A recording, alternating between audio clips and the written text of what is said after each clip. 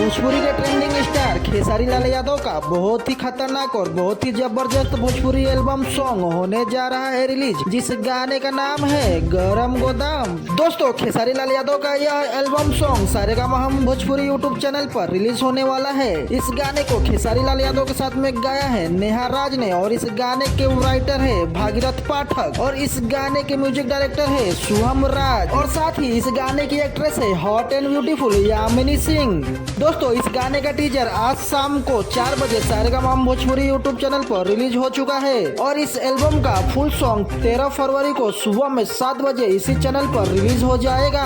तो दोस्तों, आपको यह हमारी वीडियो कैसी लगी कमेंट करके जरूर बताएं। वीडियो अच्छी लगी दोस्तों वीडियो को लाइक करें और दोस्तों आपने अभी तक हमारे चैनल को सब्सक्राइब नहीं किए तो कर लीजिए। तो चलिए दोस्तों, मिलते हैं अगली वीडियो में, तब तक के लिए बाय।